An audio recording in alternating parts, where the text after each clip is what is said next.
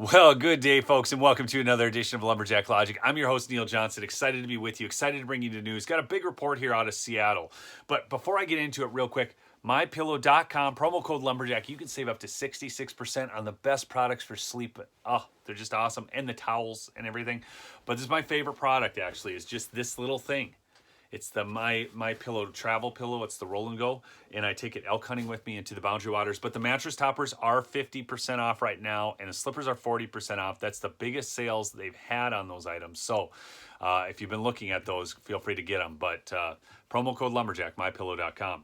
All right, so check this out. Out of the Seattle Times, Council member Kashami Sawant, there's a recall effort against her, and 53% are supporting her removal from office.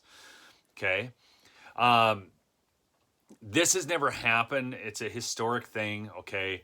The Seattle Times calls her an outspoken socialist politician. This is the Seattle Times. Now they're outspoken socialists themselves, so that's fascinating. Okay, the standalone election, it's the first ever recall of a council member to reach a ballot in Seattle and was held just over a month after the general election that saw the city's voters elect a new mayor, city attorney, and 2 at-large council members. Now, Seattle's a lot like Minneapolis. Okay, just give me a second to give you a takeaway here. The new mayor, although not quite as radical, still radical lefty. Okay, the city attorney, yes, they did get a Republican city attorney, but a Seattle Republican isn't like a regular Republican. Here's what I want you to understand. This is kind of like, somebody who sees Christ, right? They kind of see the light of day and they kind of want Christ. I just read this interesting book, and yet they're still doing drugs, right? They like, oh yeah, he's kind of there, but they don't want to fully embrace it yet. That's what's going on in Seattle. Okay, don't think that they've gone just, they're awake now. Oh, conservatism, right? We don't want all these liberal policies that have ruined our cities and caused riots and all this stuff, and then the police can't even police and so on. That's not what's happening in Seattle. I'm sure it's happened to some people, okay?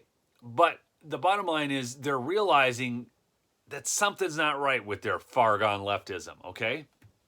In Minneapolis, Mayor Fry won election again. And you have to understand that he was the conservative candidate. This is the same guy, this Minneapolis, who went he basically abandoned the 3rd precinct, the police precinct, which caused all those other issues to happen and roll across the whole nation because it emboldened these nut jobs, and they thought, wow, we can just do whatever we want. And you know what? They could in Minneapolis under Mayor Fry, so there's that. And then he goes to a BLM event the next day and gets publicly shamed out of there, okay? So understand that the conservatives aren't conservatives, okay? Are you with me? I just don't want you to get like, wow, these people, wow, we're winning. Okay, Seattle, we're not winning yet. I just want you to know that. But there are a few big takeaways. This is really, you need to find out a little bit more about this woman, okay? Henry Bridger II, the campaign manager for the Recall Sawant campaign, called Tuesday night results strong and promising in a phone interview from the campaign's Capitol Hill headquarters. I think we've done a great job, Bridger said. People were feeling really tired not being listened to by Sawant. I think they stepped up and are telling her that she finally has to listen to us. Well, not if she's gone, right? And they don't have to. It's just, in every one of our elections, this is what's really wild. Listen to this now. At a Capitol Hill music venue adorned with red signs and pro-Sawant messages, the council member told supporters to wait and see as additional votes are tallied. Okay? Red signs, there's hammer and sickle stuff here. They're pro-Sawant. The council member told supporters to wait and see as additional votes are tallied. Here's where it gets really good. In every one of our elections, there has been a dramatic swing after the night in our direction. Let me repeat this. In every one of our, this is Sawant's quote, in every one of our elections, there has been a dramatic swing after election night in our direction. While we cannot be sure of the final result, if the past trends hold, it appears working people may have prevailed in this fight. Don't worry, folks. All it's going to take is a few more days of counting. She added, win or lose, we should not forget the ruling class keeps going after us because we have shown how to win for the working class. Not once, not twice, but repeatedly with unprecedented victories. Tuesday's count represented about 41% of District 3's 77,579 registered voters. Leading up to the recall election, King County election suggested that turnout could land at 50%, calling that perhaps a conservative estimate. It's not known yet where the turnout will actually end up. With 50% turnout, Sawant would need to win about 65% of the remaining votes to retain her council seat. But hey, don't worry, man, because all they need is a few more days. Okay? Now, she's a former software engineer. Now, get this. And she was first elected to city council in 2013 when she defeated incumbent four-term council member Richard Conlon. Then 41, Sawant made a name for herself as an Occupy Seattle protester advocating rent control and a $15 an hour minimum wage. Okay?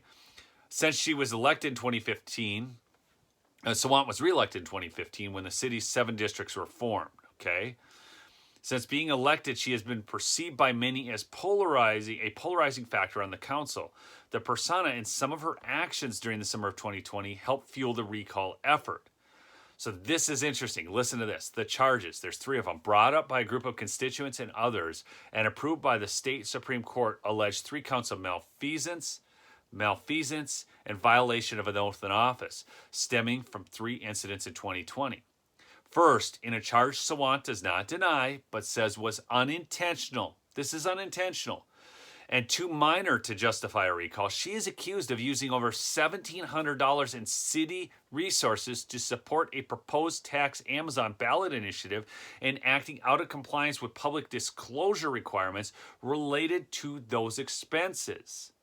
In May, she settled with the Seattle Ethics and Elections Commission for twice the amount she spent. So, let me break this down for you. This lady is stealing public funds to support a recall initiative that she wants to, or to support a tax Amazon ballot initiative that she wants to happen. Whatever, tax Amazon, I mean, sure, whatever. I can't stand Amazon. But the bottom line is she is using public funds for a political campaign, and then she says it's unintentional. No, you either use public funds or you don't. There's nothing unintentional about that. That's an absurd statement. The second charge accuses her of disobeying state COVID-19 orders by unlocking City Hall to hundreds of protesters on one occasion during the height of Seattle's racial justice protests in June 2020. I wonder if she's been consulting the DC police. Unlocking doors, let them all in. Of course, but did anything happen? No. Okay. Sawant does not deny opening City Hall, but says the action did not violate any laws and was pivotal to local participants of the BLM movement. The third charge accuses Sawant of leading a protest march to Mayor Jenny Durkin's house. Do you guys remember this? This was in the news. They were protesting outside her house. Though Durkin's address is protected by a state confidentiality program because of her past work as a federal prosecutor. Sawant admits she participated in the march, but denies having organized the events. I'm sure it was just unintentional anyways. And in a recent interview, claims she did not know where the march was headed. The march was advertised on Facebook and in an email announcement before the events as a march on the mayor's mansion. This woman is a liar. She's a complete communist. And she's getting her comeuppance, and she can't even admit to this. In office, Sawant has served as the furthest left and unabashedly most active member of the council. Okay, the march that I was talking about before was organized by the Democratic Socialists of America. So here's the thing. Let me break this down for you in simple terms. This is a gal who's way off her rocker. Too off her rocker even for Seattle, even though they don't want to fully embrace the solution, the cure, and take the red pill, okay? They're taking like a quarter of a red pill. They're going to end up with other socialists, maybe somebody who's just not quite as radical. So give them another 5 years and they'll be there. I mean, is that what this is?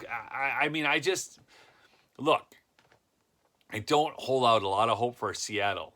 I just don't, okay? Hey, really quickly, another sponsor, Freedom Hill Coffee, freedomhillcoffee.com. Promo code Lumberjack will save you up to 10%. Actually, we'll save you 10, not up to, but we'll save you 10%. And go to lumberjacklogicshow.com to get the best conservative merchandise and enter your email address so we can always stay in touch. I still have yet to send an email, all right? I am not going to spam your inbox. I love you, folks. Remember to subscribe to the channel if you haven't. Peace out.